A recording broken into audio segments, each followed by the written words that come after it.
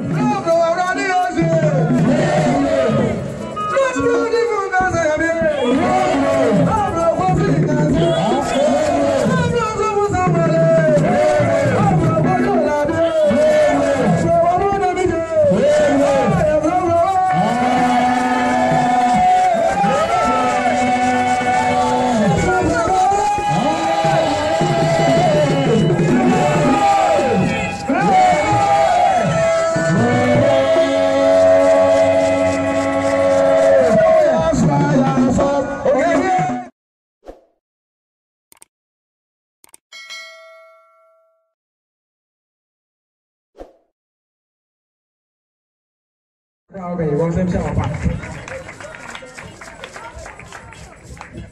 Oh, amen, Kasiapa. Oh, maybe I will be a moment, amen. When you are moving to Kakra, you may be in your body, or be a bunch of the Casano from Kakra. More money, sir. But if you have been cancelled, may airting, Saturday, the army radio swallow mechano. Say, if you are airting. Nti edu baabi a tire nyinaa yɛ ka yɛn ho bom sɛ na ɛbɛyɛ asafo no betumi agyina nkankan sɛ deɛ bi asafo foforɔ se a ɛyɛ na ɛho nnwumadie no ɛdɔɔso afei na asase bɛbɛ mu ɛdan bɛbɛ mu ebi kura na ɛdi a na yɛnya asase ne dada sika a yɛde bɛyɛ ho adwuma ɛnna ɛwɔ hɛ cement baako ɛɛkɔ 52 cedis baabi bebree hɔ ayɛ 52 cedis baabi kura a ɔbɛnya no 55 cedis nti sɛ yɛn nyinaa yɛ ka yɛn ho bom a ɛbɛyɛ yie paa. Yami nso si yɛn ka no brɛ obi sɛ yɛsɔfo ketewa a sisi a wayɛ pɛhene ɔsɛ yɛayɛ nua no yɛ a yɛwɔ ha deɛ yami si yɛn ka no brɛ sɛ ne ma ha brɛ anka nyɛ yie yɛ programs 4 no aha bɛ na metu so yɛ wɔn nsɛm kɛseɛ paa bɛwura ade ma me nana kansa ɛyɛ program sɛduro ɔmo yɛ program Accra Lasibi ɔmo yɛ program kyɛ sɛ ɛyɛ mmienu ka ho okenkan ne nyinaa bɔ mu a mesɛ metu so wɔ yi we have the system of Babu Sumukasiapa. And you say, Waha, Yenia, Niadia, maybe also be away at the old friend of Baba. Say, Anna Joe, say, you, and yet you. Wabakana, and she also me do hire friend with Jamana, we take with each other while it's a bar. By any year, I want to say, or friend with time, and Wabra Mommy and Manian come and into home. And it's also a house, as I way.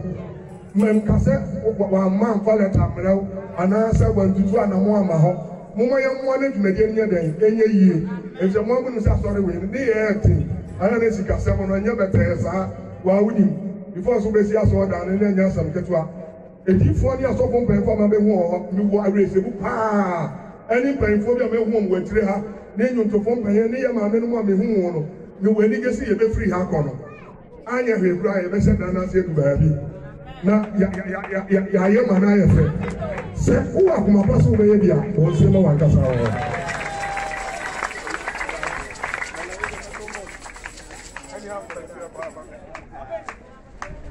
amen oh amen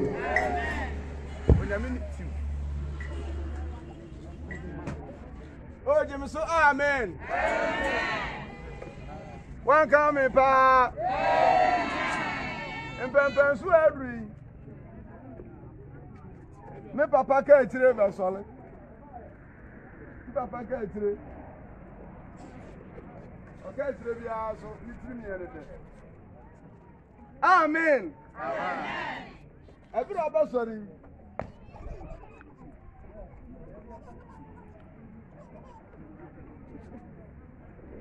asa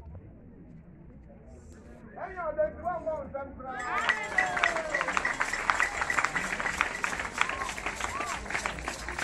Inka MC na nkasa na ebe afra na msi da bi. Onfa mic no ma na me welcome no. Say bi fo no be sori aye tia me aduma. Esa na aduma. Me yesa nwa ha, faith fo mo wa ha. Me no to nyum mi. O si hallelujah. Me yesa na je so. Hallelujah.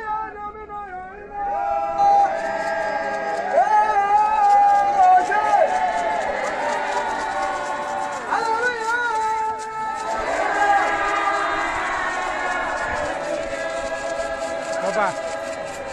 Wa phone you. Omiamba. Sadio wana na yedi kunjali polo. Like when people get up a camera and then crowd. Amande bo se. Na obi sana na dey bi ba betire ma tro. Na omo bo se.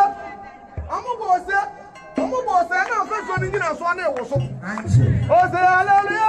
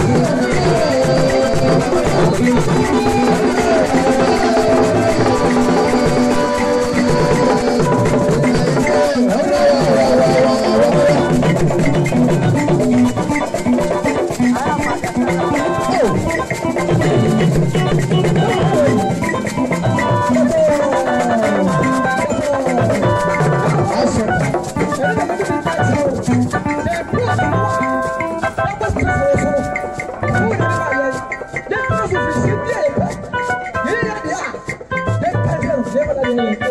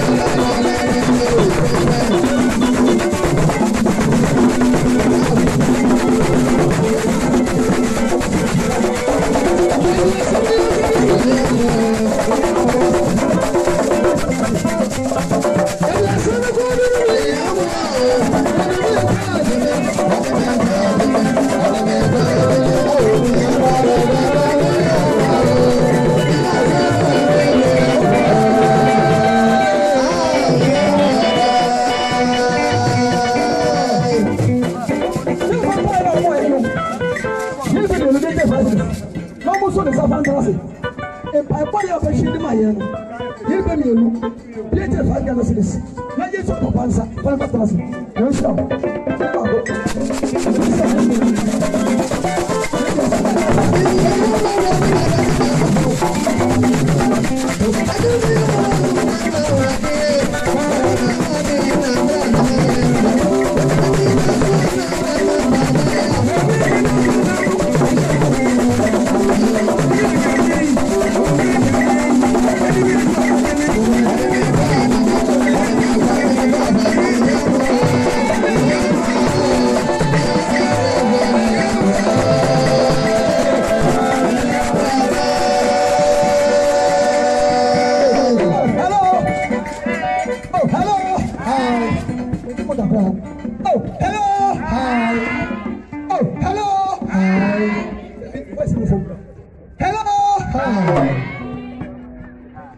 Simple.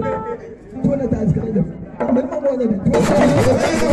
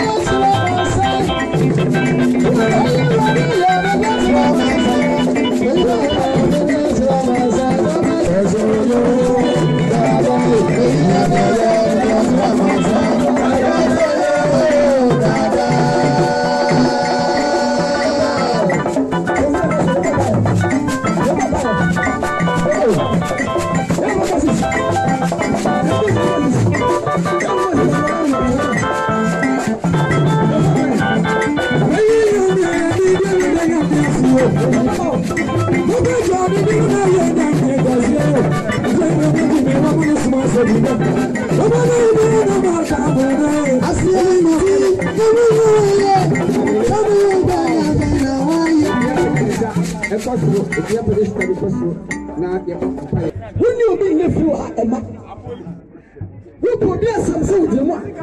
This is genetic. Tusi ni genetic.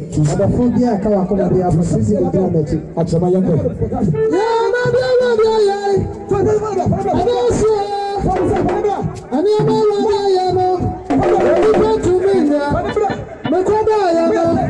Nidaya. Misali ya no ngala bikani. Tatamanda bodiemu. Wajenda kusafisa. Sabani na yanya.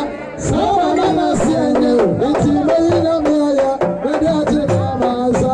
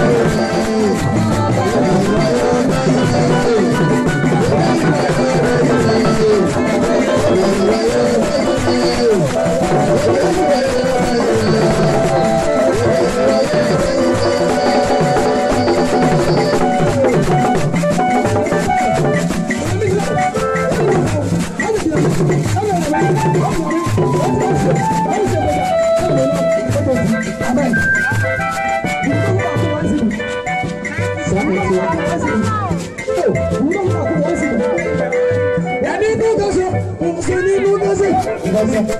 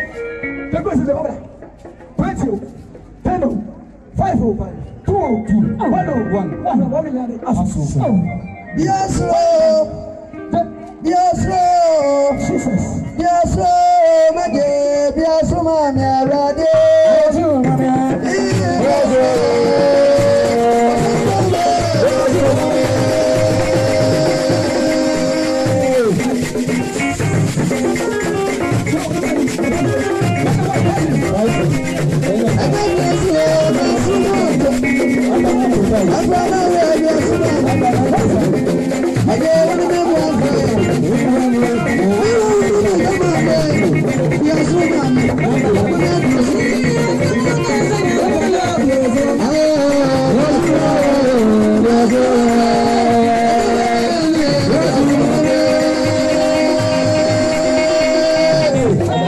Hallelujah. But I want to cover the morning for dinner. The anointing or the best of one can say about Papa, that's a mission. Or the back is a word, I can I'm not telling you. How about to be a year? Yeah, bro. Or the back is a word, now some dinner. I would the house. I cannot. I can whatever. Whatever. I saw what to around here. Yes, Yes,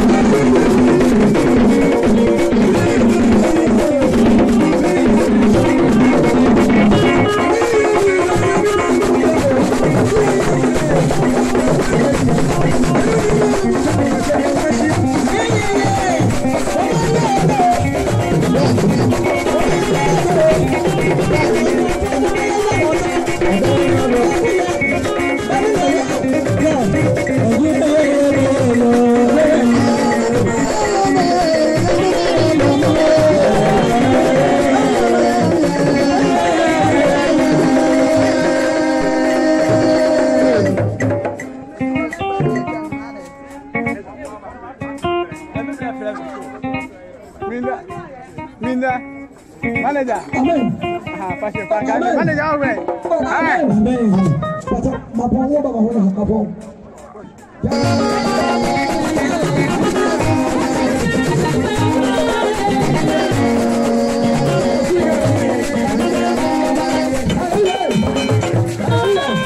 Hallelujah. Hallelujah. Talk about the nation. Then go to go.